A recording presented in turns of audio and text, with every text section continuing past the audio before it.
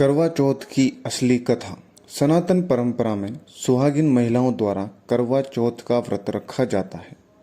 यह व्रत हिंदू परंपरा का खास प्रतीक है। विवाह और दाम्पत्य की मधुरता और पवित्रता का प्रतीक यह त्योहार हर तरीके से बेहद खास होता है।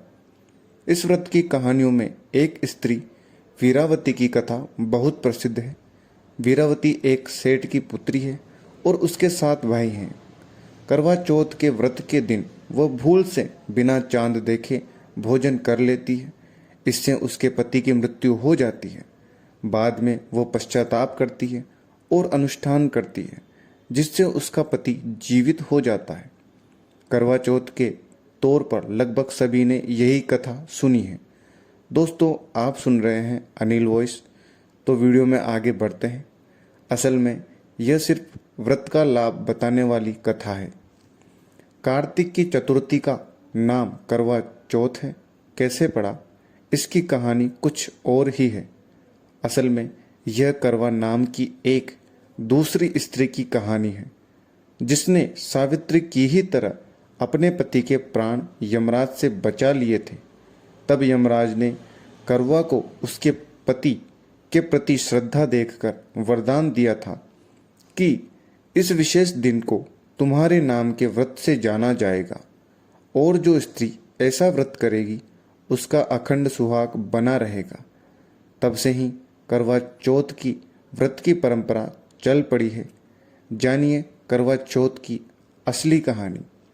लेकिन उससे पहले यदि आप भी अपने पति से प्रेम करती है तो कमेंट में जय करवा चौथ माता जरूर लिखें और इस वीडियो को एक लाइक जरूर कर दें और चैनल को सब्सक्राइब कर दें। तो वीडियो में आगे बढ़ते हैं। एक पतिव्रता स्त्री की कहानी। प्राचीन समय में करवा नाम की एक पतिव्रता स्त्री थी। वह अपने पति के साथ नदी के किनारे एक गांव में रहती थी। उसका पति काफ़ी वृद्ध था। एक दिन वह नदी में स्नान करने गया। नदी में नहाते समय एक मगर ने उसे पकड़ लिया। तब वह व्यक्ति करवा करवा चिल्लाकर अपनी पति को सहायता के लिए पुकारने लगा। करवा पतिव्रता स्त्री थी। आवाज़ को सुनकर करवा भागकर अपने पति के पास पहुंची और दौड़कर कच्चे धागे से मगर को आन देकर बांध दिया। मगर को सूत के कच्चे धागे से बांधने के बाद करवा यमराज के पास पहुंची। सिंह का यह है महत्व। यमराज उस समय चित्रगुप्त के खाते देख रहे थे। करवा ने 7 सिंह लेके उन्हें झाड़ना शुरू किया। यमराज के खाते आकाश में उड़ने लगे। यमराज घबरा गए और बोले, देवी, तुम क्या चाहती हो? करवा ने कहा, हे प्रभु, एक मगर ने जल में मेरे पति का पैर पकड़ लिया है। उस मगर को आप अपनी शक्ति से अपने लोक में ले आओ और मेरे पति को चिरायु करो। करवा की बात सुनकर यमराज बोले, देवी, अभी मगर की आयु शेष है, अतः आयु रहते हुए मैं उस मगर को मार नहीं सकता। इस पर करवा ने कहा, यदि मगर को मार कर आप मेरे पति की रक्षा नहीं करोगे तो मैं आपको शाप देकर नष्ट कर दूंगी। करवा की धमकी से यमराज डर गए।